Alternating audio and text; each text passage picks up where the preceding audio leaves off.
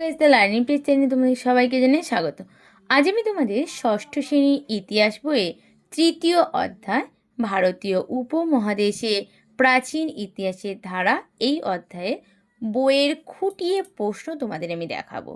এই অধ্যায় শুরু করার আগে তোমাদের আমি একটা কথা বলি যে এই অধ্যায় যেহেতু অনেকটা একটু বড় আছে আর অনেকগুলো প্রশ্ন, তাই আমি তোমাদের ভাগে ভাগ করে দেখাবো।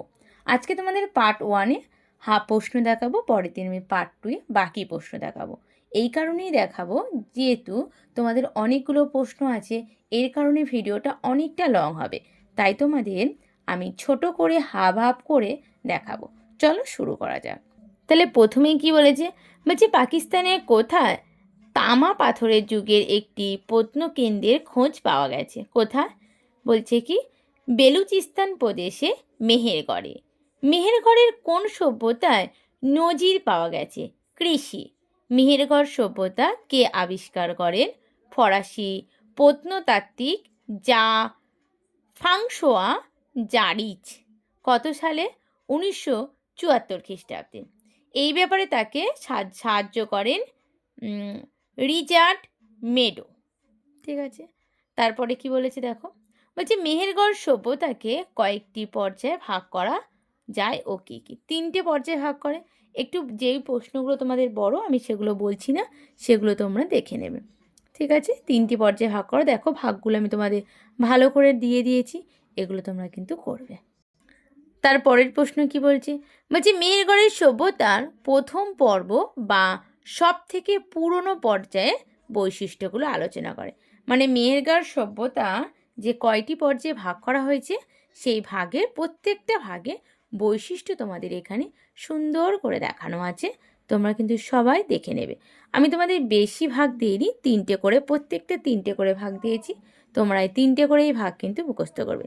বইয়ে কিন্তু আরও আছে, একটু গুছিয়ে লিখতে হবে। বইয়ে আরও ভাগ আছে, 4টে 5টা 6টা, অনেকগুলোই পাওয়া যাচ্ছে, কিন্তু আমি তোমাদের 3টে করে দিয়েছি। তারপরের কে বলেছে, মেহেরগড় সভ্যতা দ্বিতীয় পর্বের বৈশিষ্ট্য। প্রথম পর্বের বৈশিষ্ট্য হয়ে গেল, এবার দ্বিতীয় পর্বের বৈশিষ্ট্য। দেখো আমি তোমাদের দেখাচ্ছি, ভালো করে তোমরা দেখে নাও আর খাতা পেন নিয়ে লিখে নাও, তাহলে কিন্তু তোমাদের অনেকটাই সুবিধা হবে। তারপরের প্রশ্ন কি বলেছে, মেহেরগড় সভ্যতা তৃতীয় পর্বের বৈশিষ্ট্যগুলি আলোচনা কর। এরও আমি 3টে ভাগ দিয়েছি, 3টে বৈশিষ্ট্য লিখেছি, 3টে বৈশিষ্ট্য দেখে নাও। তারপরে উপমহাদেশের সবথেকে পুরনো শস্য মজুত রাখার বাড়ি কোথায় পাওয়া গেছে? মেহেরগড়ে। এখনও অবধি পৃথিবীতে সবথেকে পুরনো কার্পাস চাষের নমুনা কোথায় পাওয়া গেছে? মেহেরগড়ে।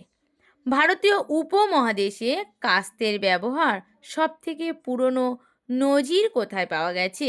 মেহেরগড়ে। তারপর একটা টিকা করবে তোমরা, মেহেরগড়ের সমাধি, এই টিকাটা দেখো এখানে দিয়েছি, এই টিকাটা তোমরা করে নেবে। তারপরের প্রশ্ন কি বলেছে, হরপ্পা ও মহেঞ্জোদার কেন্দ্রে দুটি কবে আবিষ্কৃত হয়? কবে হয়? হরপ্পা কেন্দ্র আবিষ্কৃত হয়েছিল 1921 খ্রিস্টাব্দে, আর মহেঞ্জোদার কেন্দ্র আবিষ্কৃত হয়েছিল 1922 খ্রিস্টাব্দে। পরের প্রশ্ন হরপ্পা ও মহেঞ্জোদার কেন্দ্র দুটি কোন উপত্যকায় অবস্থিত? সিন্ধু উপত্যকায় অবস্থিত। হরপ্পা নামে সভ্যতার নামকরণ হয় কেন? কেন হয়? হরপ্পা নামে সভ্যতার নাম হয় কারণ সেখানে ওই সভ্যতার প্রথম কেন্দ্রটি অবস্থিত হয়েছিল। তাছাড়া হরপ্পা ছিল ওই সভ্যতা থেকে বড় কেন্দ্র। তার পরের প্রশ্নটা কি বলছে, হরপ্পা সভ্যতাকে প্রায় ইতিহাস যুগের সভ্যতা বলা হয় কেন? কেন বলা হয়? হরপ্পা সভ্যতা প্রায় ইতিহাস যুগের সভ্যতার কারণ হরপ্পার লোকেরা লিখতে জানত, কিন্তু সেই লেখা আজও পড়া যায়নি, তাই প্রত্নবস্তুর ওপর ভিত্তি করেই হরপ্পা সভ্যতার ইতিহাস। তার পরের প্রশ্ন কি হরপ্পাকে তামা ও ব্রোঞ্জ যুগের সভ্যতা বলা হয় কেন? হরপ্পা সভ্যতা মানুষের তামা ও ব্রোঞ্জ ধাতুর ব্যবহার জানত, তাই একে তামা ও ব্রোঞ্জ যুগের সভ্যতা বলা হয়। পরের প্রশ্ন, কোন সময় থেকে কোন সময় পর্যন্ত হরপ্পা সভ্যতার উন্নতির সময়? খ্রিস্টপূর্ব 2600 থেকে খ্রিস্টপূর্ব 2800 অব্দ পর্যন্ত এর উন্নতির সময়। পরের প্রশ্ন, সাধারণত হরপ্পা সভ্যতার সময়কাল ধরা যায় কোন সময়ে? খ্রিস্টপূর্ব 3000 থেকে খ্রিস্টপূর্ব 1500 অব্দ পর্যন্ত। সিটাডেল কাকে বলে? হরপ্পার নগরগুলিতে বসতি অঞ্চল দুটি স্পষ্ট ও আলাদা এলাকায় ভাগ করা ছিল।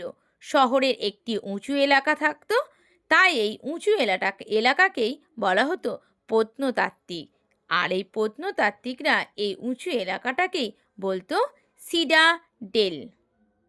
পরের প্রশ্ন, হরপ্পা সভ্যতা কোন নগরে সিডাডেল ছিল না? চানুদারোতে সিডাডেল ছিল না। এবার আমরা বই থেকে একটা টিকা জেনে নেব। দেখো, মহেঞ্জোদারো স্নানাগারের টিকাটা, এখান থেকে কিন্তু এই টিকাটা তোমরা করবে। আজ তোমাদের এই পর্যন্ত। পরের দিন আমি তোমাদের পরের যে পার্ট 2 সেটা নিয়ে বাকি প্রশ্নগুলো নিয়ে চলে আসব।